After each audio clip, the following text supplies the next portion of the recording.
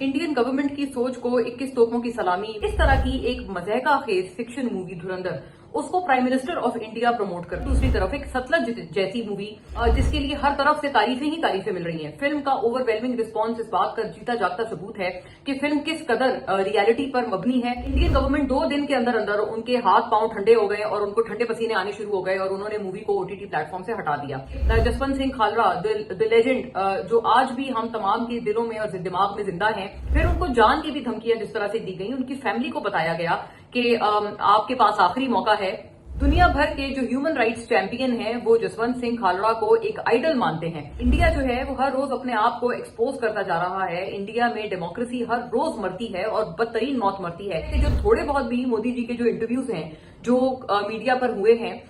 उसमें उन्होंने इतनी नॉनसेंस बातें की हैं कि फिल्म से जो सरकार जिसकी बुनियादें हिल सकती हों, वो सरकार अपने अंदर कितनी कमजोर है। इंडियन गवर्नमेंट की सोच को 21 तोपों की सलामी मैं आज पेश करना चाहती हूँ और आप सीरियस नहीं होइएगा, क्योंकि ये सलामी जो है वो मैं तंज में और सरकाजम में इंडियन गवर्नमेंट की सोच को पेश कर रही हूँ। क्यों मैं ये कहने पर मजबूर हूँ? क्योंकि धुरंधर जैसी फिक्शन फिल्म जिसपे इतना राइटर डेस्परेट हो गए थे कि उनको समझ नहीं आ रहा था आदित्य धर को कि मैं किस किस को इंडियन स्पाई डिक्लेयर करूं। वो मोहम्मद अली जिन्ना को भी इंडियन स्पाई डिक्लेयर कर देते तो हमें हैरत ना होती। फील्ड मार्शल आसिम मुनीर को भी अगर इंडियन स्पाई कह देते कि जी इंडियन स्पाई हैं ये, तो हम हैरान ना होते, क्योंकि वो स्क्रिप्ट राइटिंग में इस कदर आगे बढ़ चुके थे कि शायद वो कोई कार्टून मूवी बनाते बनाते रह गए। एक टॉम एंड जेरी वो बन जाता अगर वो इससे ज्यादा आगे बढ़ते। इस तरह की एक मज़हका खेज फिक्शन मूवी धुरंधर, उसको prime minister of India promote करते हैं। प्राइम मिनिस्टर मोदी ने अपनी किसी तकरीर में इसका जिक्र किया और कहा कि जी देखें, जो बताया गया था धुरंधर में तो वो ठीक था ना,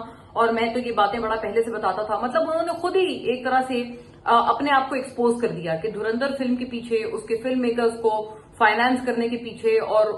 उसको जितना जितना प्रमोट किया गया है उसमें बाकायदा मोदी गवर्नमेंट का हाथ था और मोदी गवर्नमेंट ने बाकायदा तौर पर उसको प्रोपेगेंडा फिल्म के तौर पर बनाया था और उसको पेश किया था। मतलब मोदी जी ने खुद ही अपना जो है वो राज और फाश कर दिया, अपना पोल खोल दिया दुनिया के आगे। वहीं पर दूसरी तरफ एक सतलज जैसी मूवी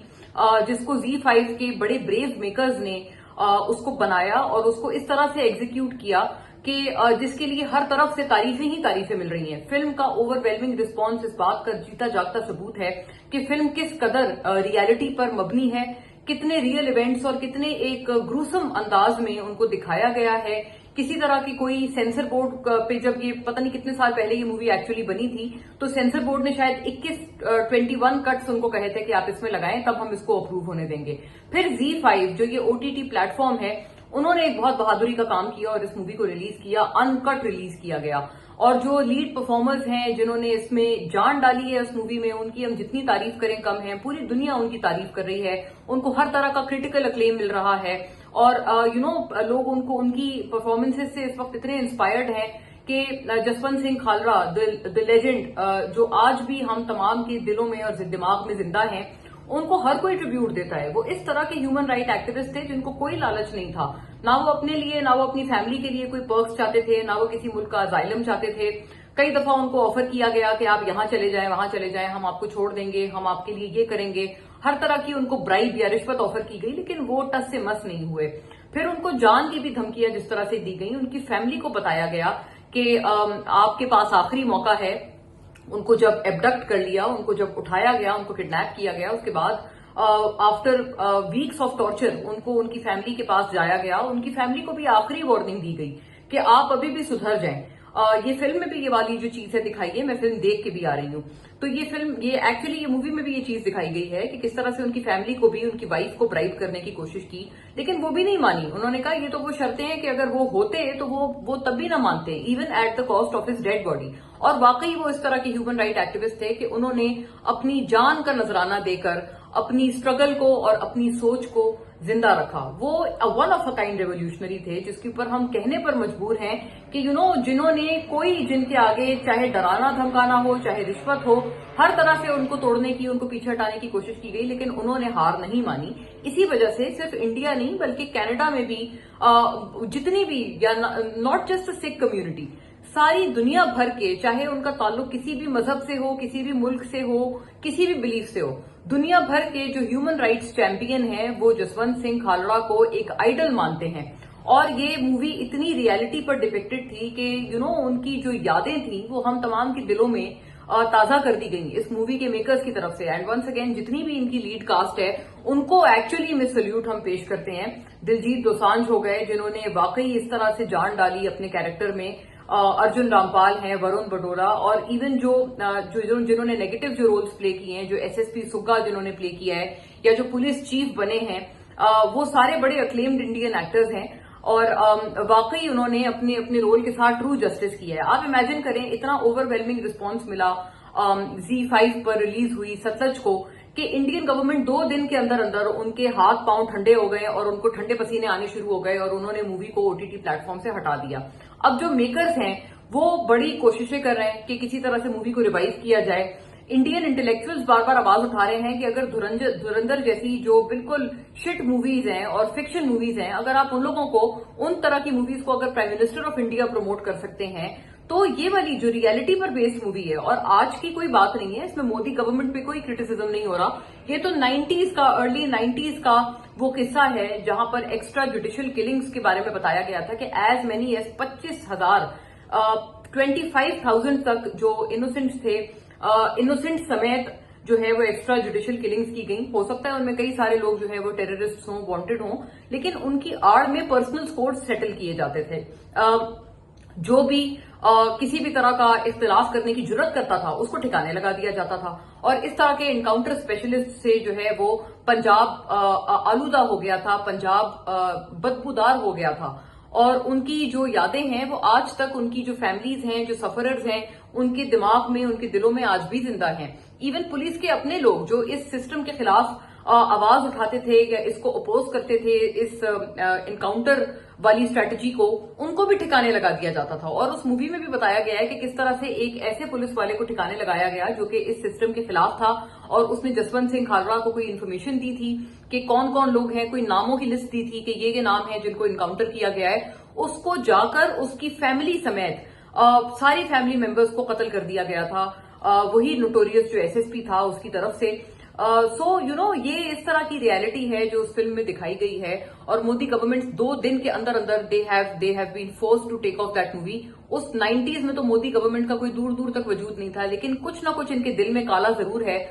जिसकी वजह से इनकी ये हालत हुई है। मैं एक यूनियन मिनिस्टर हैं पंजाब के, उनका मैं बयान सुन रही थी, वो भी ये मोदी की ही पार्टी से हैं, ऑफकोर्स शक नहीं होना चाहिए किसी को।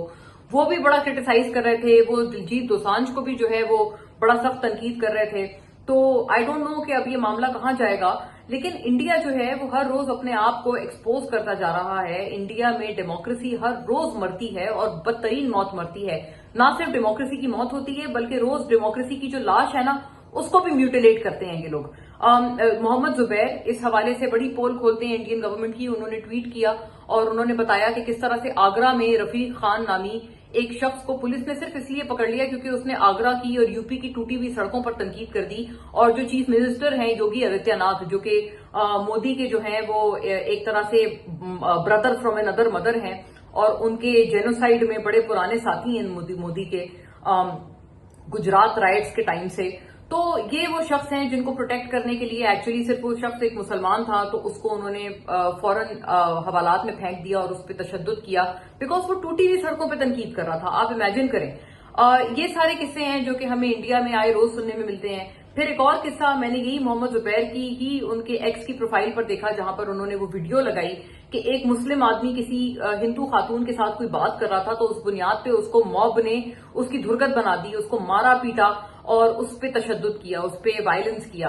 तो आप इमेजिन करें कि ये हालात हैं। और अब तो न्यूजीलैंड और ऑस्ट्रेलिया, क्योंकि मोदी जी ने लगता है, जाहिर है वो एक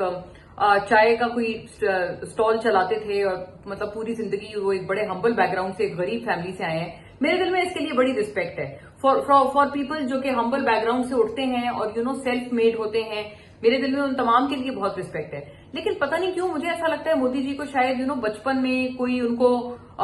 फॉरेन वेकेशंस पे जाने का बहुत शौक था, जो उनका कभी पूरा नहीं हुआ। और अब वो शौक वो अपनी प्राइम मिनिस्ट्री के जो है वो उसमें कवर में पूरा कर रहे हैं। आए रोज वो कहीं ना कहीं निकले होते हैं। अब वो आप पता नहीं कितने मुल्क वो घूम चुके हैं पिछले चंद ही दिनों में। अभी जब वो न्यूजीलैंड और ऑस्ट्रेलिया के दौरे पर गए हुए थे तो वहां के जर्नलिस्ट ने उनके ऊपर बड़ी तनकीद की और उनको ये कहा कि ये पता नहीं किस तरह के प्राइम मिनिस्टर है, ना ये कोई मीडिया टॉक करते हैं, ना ये कोई प्रेस कॉन्फ्रेंस करते हैं, ना हमें कोई इनसे कोई सवाल करने की इजाजत है, ना ये अपने आप को कोई जवाब देने के हवाले से समझते हैं कि मैं किसी का भी अकाउंटेबल हूं। तो एक इंडियन डिप्लोमेट की मैं बात सुन रही थी जिनसे ये सवाल किया गया, तो वो बड़ी स्टूपिड सी लॉजिक देते हुए नजर आए। उन्होंने कहा कि नहीं, वो तो वोट लेके आए हैं, इंडियन सरकार तो जो है वो इस तरह से नहीं चलती, इंडिया में तो वोट्स मैटर करते हैं और इंडियन पब्लिक तो है पता नहीं, मतलब वो बिल्कुल गरीब और गिरे पड़े से लोग हैं, तो उनको जो है वो इंटरव्यू समझ नहीं आते, वो अपने सिर्फ वोट्स पे चलते हैं। इस तरह की कोई स्टूपिड सी लॉजिक उन्होंने उन इंडियन डिप्लोमेट ने दी। मेरी तो समझ से बाहर है, बट आई थिंक जो सवाल कर रहे थे वो अच्छी तरह जानते हैं कि वो किस तरह की मतलब बोगस किस्म की और नॉनसेंस किस्म का वो एक्सक्यूज दे रहे थे अपने प्राइम मिनिस्टर को डिफेंड करने के लिए। एक्चुअली बात यह है कि ना उनको इंग्लिश बोलनी आती है, और कोई मसला नहीं, मेरे दिल में फिर भी उनके लिए बहुत रिस्पेक्ट है, अगर उनको नहीं भी बोलनी आती वो हिंदी में तो बात कर सकते हैं, वो हिंदी में तो इंटरव्यू दे सकते हैं, कोई इंटरप्रेट करने के लिए अपने साथ बिठा सकते हैं, लेकिन वो भी नहीं करते। उसका रीजन भी हमें पता है कि जो थोड़े बहुत भी मोदी जी के जो इंटरव्यूज हैं जो मीडिया पर हुए हैं, उसमें उन्होंने इतनी नॉनसेंस बातें की हैं कि वो उल्टा वो वाले इंटरव्यू देकर वो उल्टा और ना सटायर का और मीम्स का वो शिकार बन गए, बड़ी बड़ी मीम्स और सटायर वगैरह बनने लग गए मोदी जी पर, और उल्टा वो मतलब शदीद उनके ऊपर क्रिटिसिज्म होने लग गया इवन आफ्टर दोज इंटरव्यूज। तो उनको अपनी रियलिटी पता है, इसीलिए वो कहते हैं कि भाई लोकल मीडिया तो छोड़ें, मैं तो इंटरनेशनल मीडिया तो छोड़ें, मैं तो लोकल मीडिया के भी सामने आने का मैं काबिल नहीं हूं। सिर्फ वो जो आपके बिल्कुल जो पेड किस्म के पपेट उनके एंकर्स हैं, चंद 2-3 हैं, मैं नाम क्या ही लूं अब उनके, सिर्फ उनके साथ तो कभी कभी इंटरेक्शन कोई कर लेते हैं, कोई इंटरेक्शन कर लेते हैं, वरना तो वो किसी फ्री मीडिया, अपने इंडियन मीडिया के भी आने के काबिल या योग्य नहीं है, तो वो इंटरनेशनल मीडिया को क्या फेस करेंगे। एनीवे, बट आई थिंक ये बड़ा जरूरी था कि हम बताएं कि एक फिल्म से जो सरकार जिसकी बुनियादें हिल सकती हों, वो सरकार अपने अंदर कितनी कमजोर है, वो सरकार अपने अंदर कितनी इनसिक्योर है। और आप ये इमेजिन करें कि एक सतलज जैसी फिल्म से जो सरकार इनसिक्योर हो गई हो, जो कि 90s की एक रियलिटी पर और एक रियल ह्यूमन राइट्स फाइटर पर मबनी है, ह्यूमन राइट्स एक्टिविस्ट पर मबनी है, अगर इंडियन गवर्नमेंट और मोदी गवर्नमेंट को सिर्फ उससे इनसिक्योरिटी हो गई है, तो आप इमेजिन करें कि इनके दिल में कितने कितने राज हैं और कितने सारी वो एक्स्ट्रा जुडिशियल किलिंग्स के बेसिकली वो सीक्रेट्स हैं जो कि इनके दिल में दफन है, और जिसकी वजह से इनको डर लग रहा है कि अगर ये मूवी आगे आ गई है सामने, तो शायद हमारी भी, जो हमने भी कल लोगों को मारा है और जो कारनामे किए हैं, वो भी कल को दुनिया के आगे आ जाएंगे, उस पर भी कोई ओटीटी प्लेटफॉर्म जो है वो फिल्म बना देगा, फिर हम क्या करेंगे। सो इसलिए इसी वक्त इसको मामले को दबा दिया जाए, ताकि कल को ये ना हो कि हमारे ऊपर भी या गुजरात राइट्स पर या इस तरह पे भी इन सारे जो इंसिडेंट्स हैं या जो false flag operation Modi ji करते रहते हैं अपनी गवर्नमेंट के खिलाफ, फिर वो पाकिस्तान पर उसका जो है वो इल्जाम थोप देते हैं, तो उनको ये डर हो गया कि ये ना हो कि कल को इसके ऊपर भी कोई ओटीटी प्लेटफॉर्म कोई फिल्म रिलीज कर ले और फिर मैं जो हूं वो पछताता रह जाऊं और हाथ मलता रह जाऊं। मुझे इसके अलावा इस बैन की कोई रीजन और समझ नहीं आती।